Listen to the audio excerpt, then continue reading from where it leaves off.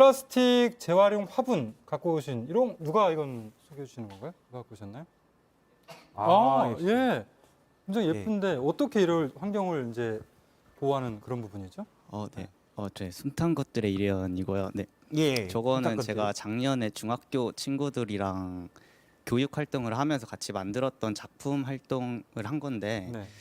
예, 그 같이 교육하면서 폐 쓰레기 가지고 이제 새롭게 다시 재활용 시켜보자 하는 취지로 이런저런 거 만들다가, 예, 저것도 이제 같이 친구들이랑 같이 만든 작품입니다.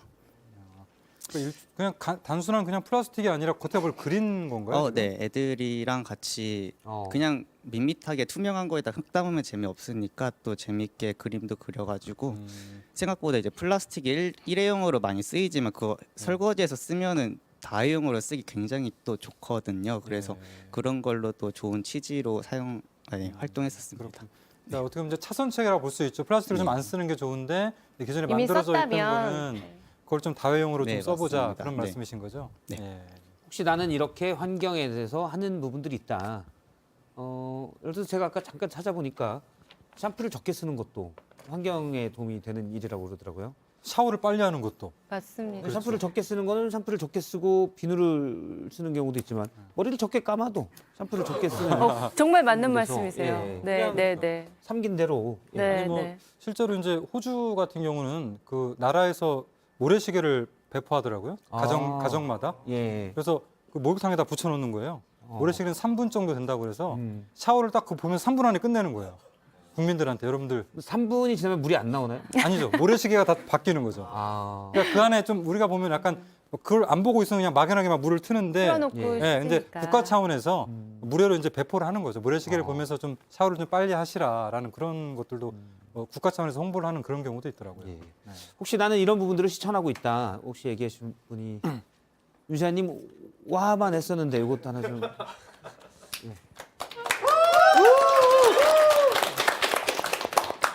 네, 저도 저기 나온 것처럼 텀블러를 항상 들고 다니면서 예. 커피를 좋아하는데 그 카페를 갈 때마다 텀블러를 딱 주고 그리고 아. 뭐 제가 아는 별다방, 스타벅스 예. 같은 경우에는 300원 할인되고 학교 차원에서도 협동조합이랑 연계해가지고 텀블러를 가지고 가면 600원 할인을 해주거든요. 아 그래요. 네, 그래서 그거를 항상 하고 있습니다. 학교 내 대학생들도 사실 텀블러를 사실 약간 갖고 다니기 귀찮아서 그냥 사둔데 텀블러 다 가지고 다니는 학생들이 더 많나요? 네, 저희 학교는 더 많은 것 같습니다. 그 600원 할인이 굉장히 아. 커서 애초에 3,300원인 카페를 했다가 예. 보통 2,600원으로 2,700원 내려가거나 예. 이제 아메리카노가 900원대로 1,000원 이러 내려가니까 음. 그래서 많이 들고 다니는 것 같습니다. 예. 정말 그건 할 만한 것 같습니다. 네, 네, 네.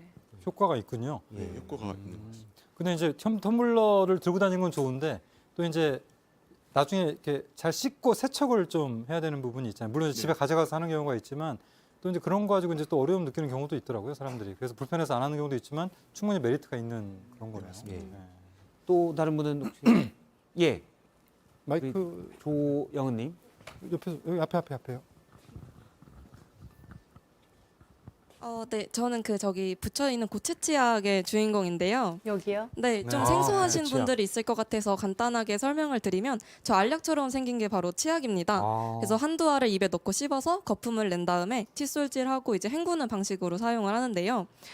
이제 제가 방송에서 보니까 치약이 이제 생활 필수품인 만큼 정말 많이 사용하고 버려짐에도 불구하고 튜브형이기 때문에 우리가 100% 사용하지 못하고 버려지는 경우도 많을 뿐더러 예. 그 튜브형의 재질이 복합 플라스틱이어서 재활용이 굉장히 힘들다고 하더라고요.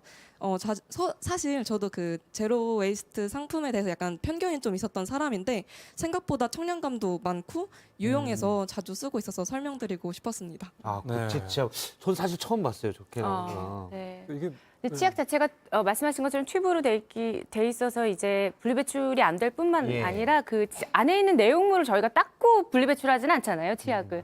그렇기 때문에 일반 쓰레기로 버리는 것이 맞거든요. 예. 그래서 오히려 쓰레기가 나오기 때문에 고체 치약은 이렇게 통만 케이스만 예쁘게 해가지고 그 종이에 담은 고체 치약 리필할 수 있는 예, 리필용이 있어요. 그래서 그거를 이제 요 조그만 케이스에 담아서 이제 여행 갈 때도 그래서 너무 편하고 이제 회사에서 가지고 다니기도 너무 예. 편하고 그래서 오히려 좀 액체 액체 치약이 아니라 그 크림 타입으로 된 치약보다 훨씬 더 쓰기가 좋은 것 같아요. 저는. 익숙해지면은 좀 더 이제 좀 편하게 쓸 수 있다라는 네, 말씀이신 네. 거죠? 그 몇몇 회사들에서 이제 우리나라 치약 만드는 회사들이 좀 대기업들이잖아요. 고체 치약도 약간 그런 곳들이 있나요? 아니면은? 아니요, 아직 없습니다. 그런 네, 거고요. 그래서 예. 요즘 이렇게 지금 나오고 있는 제품들, 뭐 고체 치약도 그렇고 대나무 칫솔도 그렇고, 뭐 이게 이제 바잖아요. 이제 그 비누? 액체 예. 세제가 아니라 이제 비누 타입으로 된 건데, 이건 설거지 비누거든요.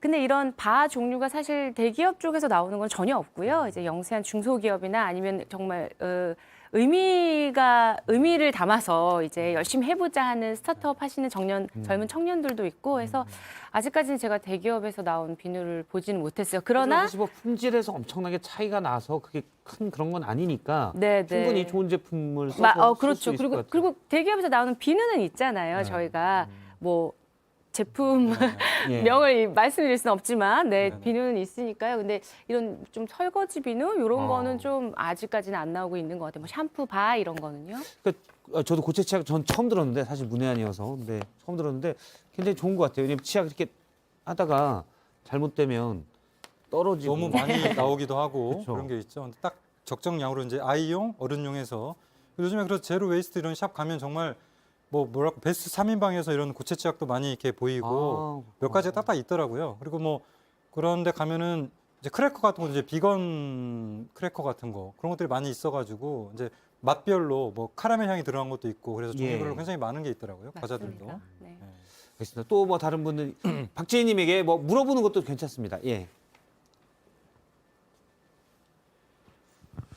이제 말씀을 듣다 보니까 진짜 아주 사소한 거지만 굉장히 좋은 활동들을 많이 하고 계신 것 같습니다. 그래서 제가 과연 저런 것들에 기여하고 있는 활동이 뭐가 있나 가만히 생각을 하다 보니까 저는 이제 반도체 원재료가 되는 그 실리콘 웨이퍼를 생산하는 회사에서 이제 일을 하고 있는데 실제적으로 개인들이 하는 저런 활동들도 중요하고 실제적으로 큰 규모를 차지하는 기업들에서 저런 활동들을 실제 활성화가 되고 인식이 되고 많은 부분들이 진행이 돼야지만 또 효과도 극대화될 수 있다라고 생각을 하거든요.